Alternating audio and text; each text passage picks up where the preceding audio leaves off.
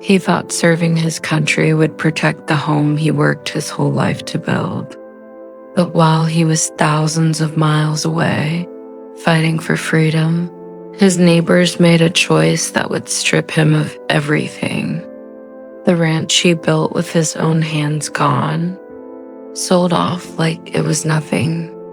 But they didn't count on one thing: the army doesn't abandon its own.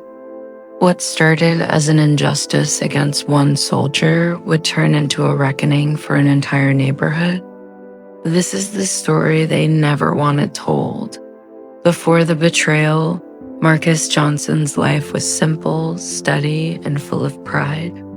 A decorated Army sergeant, he had grown up in rural Texas, dreaming of owning land big enough for his children to run free. When his deployment money and years of saving finally paid off, he purchased a modest ranch just outside his hometown. It wasn't fancy, but it was his. Fenced pastures stretched under open skies, horses grazed lazily, and every beam of wood in that ranch house held the sweat of his labor. For Marcus, the ranch wasn't just property, it was legacy. Proof that a Black man could carve out space in a land that too often told him he didn't belong. But ownership in that neighborhood came with strings. A local homeowners association run by a handful of longtime residents set the rules. Marcus, respectful and disciplined, thought paying his dues and minding his business would be enough. He had no idea that behind closed doors, his presence was resented. Some whispered that people like him didn't belong on that land. Others saw his deployments as weakness. An opportunity. When orders came sending him overseas again, Marcus kissed his wife and children goodbye. He trusted the land would be waiting for him when he returned. What he didn't know was that the HOA had already set plans in motion, plans that would rip his dream from him while he was gone. The first cracks appeared in letters he never saw. Notices of unpaid dues, fees for improper maintenance, fines that made no sense. His wife, overwhelmed raising 2 children alone, tried to keep up. She sent payments, made calls, begged for patience. But every time she caught up, another notice arrived.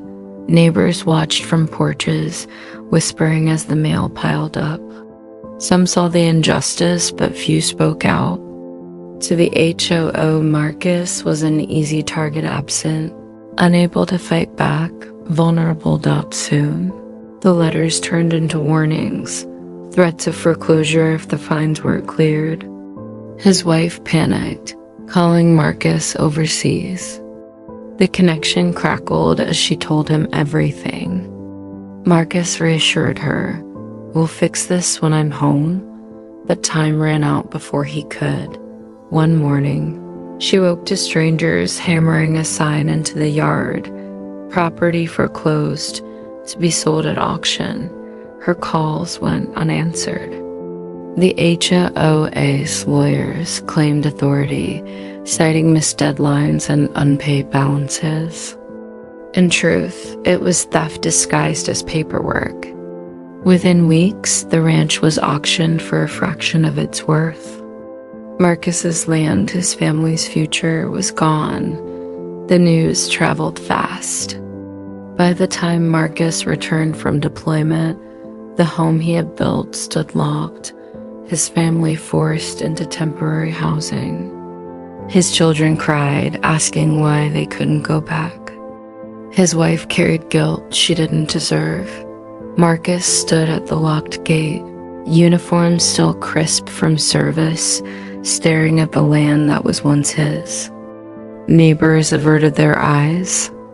Some felt shame, others satisfaction. The HOO believed they had won, but what they underestimated was the power of brotherhood. Marcus wasn't just any man, he was a soldier. And the army doesn't let one of its own fall alone. Marcus's fight began quietly, with calls to lawyers, complaints to state offices, and piles of paperwork. The HOA brushed him off, certain he lacked the resources to challenge them. But Marcus had allies they hadn't counted on. Word of his story spread through the base, through veterans groups, through the chain of command. Soon, the army itself was watching. What began as one man's battle turned into a mission. Attorneys, veterans advocates, and even military officials rallied behind Marcus. To them, this wasn't just about property, it was about principle. A soldier had gone to war for his country, only to return and find his rights stripped away at home. Court filings exposed the HOS corruption, falsified fines, illegal foreclosures, discriminatory patterns against minority homeowners. The evidence stacked higher than the HOA could bury. On the day of judgment, the small-town courthouse overflowed. Marcus stood tall in his uniform, flanked by fellow soldiers.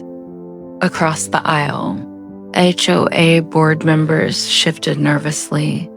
The verdict was swift and damning. The foreclosure was illegal, the auction void. Marcus's ranch was his again. But it didn't stop there. The court ruled that every property seized under the HOA's schemes had to be returned to its rightful owners. Neighbors who had lost homes before Marcus watched in disbelief as justice was restored. What was meant to silence him had ignited a reckoning. Marcus returned to his ranch, not as a victim, but as a symbol.